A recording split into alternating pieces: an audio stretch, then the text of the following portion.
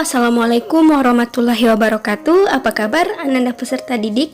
Pada video pembelajaran kali ini kita akan membahas tentang siklus akuntansi perusahaan jasa. Nah, materi ini adalah materi bab 3 Ekonomi SMA kelas 12, di mana dalam materi ini kita akan belajar membuat suatu laporan keuangan dari perusahaan jasa. Perlu Anda ketahui bahwa siklus akuntansi terdiri dari beberapa tahapan, yaitu tahapan pencatatan, pengiktisaran, dan juga tahap pelaporan.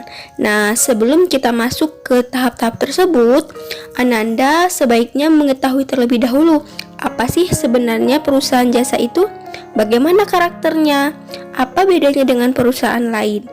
Nah, untuk mengetahui hal tersebut, yuk simak videonya, siapkan buku dan penanya, dan selamat belajar.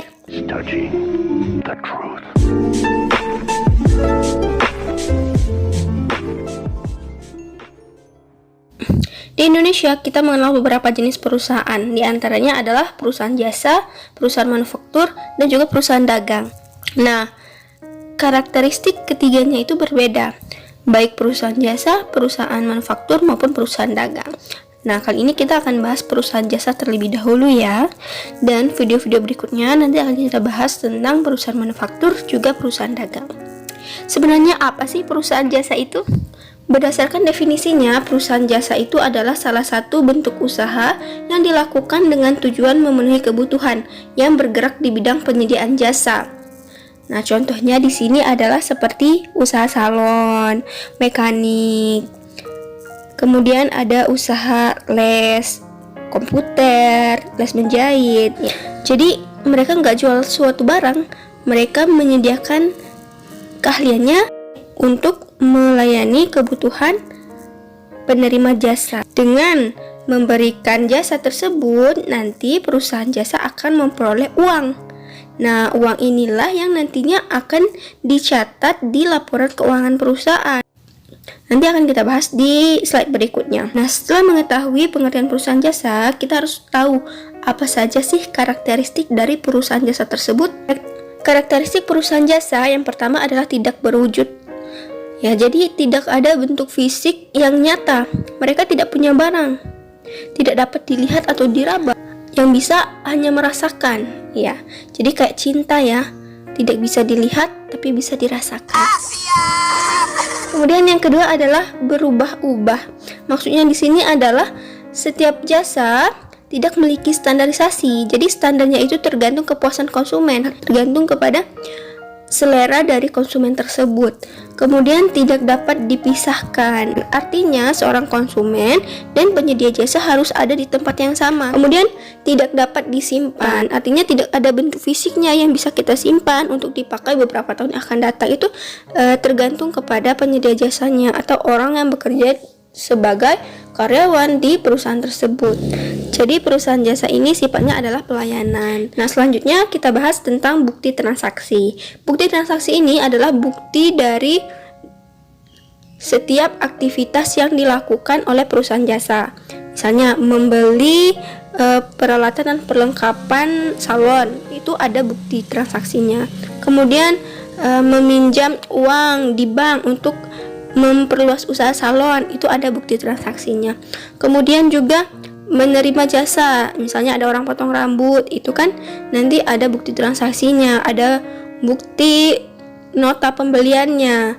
Nah, kita bahas satu persatu jenis-jenis bukti transaksi ini. Bukti transaksi ada 4. Yang pertama kwitansi, yang kedua faktur, yang ketiga nota, dan yang keempat memo internal. Kita bahas satu persatu. Kwitansi adalah bukti penerimaan atau pengeluaran uang. Kwitansi dibuat oleh pihak yang menerima uang. Biasanya ada 2 bagian, satunya diserahkan kepada pihak pembayar dan satunya adalah untuk yang menerima uang. Biasanya kwitansi ini digunakan ketika kita membayar sesuatu. Kemudian yang kedua adalah faktur. Nah, faktur di sini adalah bukti transaksi yang dilakukan secara kredit atas transaksi penjualan dan transaksi pembelian. Jadi semua transaksi yang dilakukan secara kredit itu dicatat di dalam faktur. Dan faktur ini biasanya dibuat 2, 3, atau 4 rangkap sesuai dengan kebutuhan. Kemudian yang ketiga adalah nota. Nota adalah bukti transaksi yang terdiri dari nota kontan dan nota kredit. Nah, nota kontan ini adalah untuk pembelian tunai, nota kredit ini untuk pembelian kredit. Biasanya nota ini dipakai untuk perusahaan dagang, lebih banyak dipakai pada jual beli barang. Kemudian yang keempat adalah memo internal. Nah, memo internal ini adalah bukti transaksi antar bagian di dalam sebuah perusahaan. Biasanya memo ini dipakai dalam transaksi antar bagian dalam perusahaan yang merupakan bentuk komunikasi antar bagian dalam perusahaan. Bukti-bukti transaksi yang ada di suatu perusahaan kemudian akan kita catat ke dalam laporan keuangan. Nah, proses pencatatan itu dimulai dari jurnal umum. Nah, untuk pencatatan tersebut kita harus mengetahui tentang mekanisme debit dan kredit. Dengan memahami pencatatan di sisi debit dan di sisi kredit, kalian akan mudah dalam membuat laporan keuangan. Dalam akuntansi, seluruh transaksi keuangan yang terjadi melibatkan dua sisi, yaitu debit dan kredit, seperti gambar yang tertera di layar. Berdasarkan tabel mekanisme debit kredit di sini, diketahui bahwa aset itu ditaruh di debit apabila bertambah dan berkurang ditaruh di kredit. Begitupun halnya dengan beban, apabila bertambah dicatat di debit dan jika berkurang dicatat di kredit. Sedangkan liabilitas, ekuitas, dan pendapatan apabila bertambah dicatat di kredit dan apabila berkurang dicatat di debit. Nah, dari tabel ini juga Ananda bisa lihat bahwa urutannya itu nomor 1 adalah harta dan yang terakhir adalah beban. Begitupun nanti dalam pengkodean akun itu harta kodenya itu 1, hutang 2, modal 3, pendapatan 4, dan beban 5. Kemudian ada nama akun. Akun itu sebenarnya apa sih? Ananda sekalian pasti punya akun Facebook kan? Nah, akun Facebook itu memuat beberapa informasi, yaitu profil, beranda, pesan, teman. Nah, begitupun dengan halnya akuntansi. Akun dalam akuntansi memuat beberapa informasi seperti harta, hutang, modal, pendapatan, dan beban. Jadi yang dimaksud akun di sini adalah suatu media yang memuat beberapa informasi. Nah, mungkin dari kalian ada juga yang tidak tahu yang dimaksud dengan debit dan kredit itu sebenarnya apa. Debit di sini adalah cara perusahaan menggunakan kekayaan, apakah disimpan sebagai harta atau dikeluarkan sebagai beban. Kemudian kredit itu adalah cara perusahaan memperoleh kekayaan, apakah dari hutang atau dari modal ataupun juga dari pendapatan jasa. Untuk lebih jelasnya nanti kita masuk ke pembahasan tentang jurnal umum.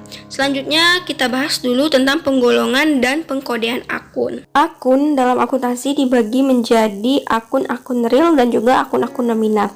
Akun real di sini adalah akun yang permanen yang tetap dipakai dari periode ke periode. Sementara akun nominal itu akun yang harus ditutup di suatu periode dan periode berikutnya nggak dipakai lagi.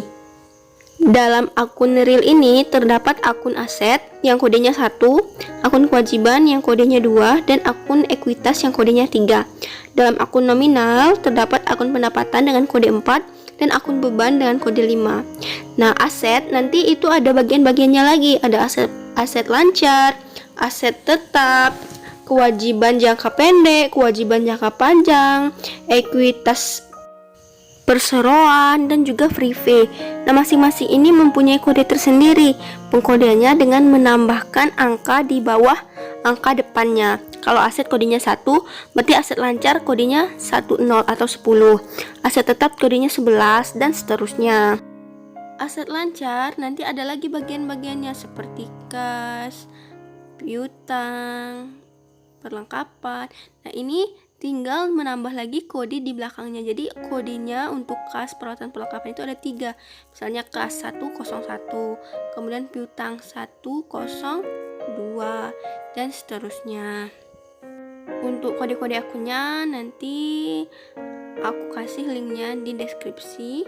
Dan Ananda harus tahu manfaat dari pembuatan kode akun ini adalah supaya seorang akuntan menjadi lebih mudah dalam membuat laporan keuangan, jadi lebih efektif dan efisien dalam membuat laporan keuangan, serta pihak yang menerima laporan ini juga lebih mudah dalam membaca laporan keuangan tersebut, lebih mudah dalam menganalisisnya, dan juga lebih mudah dalam penggunaannya.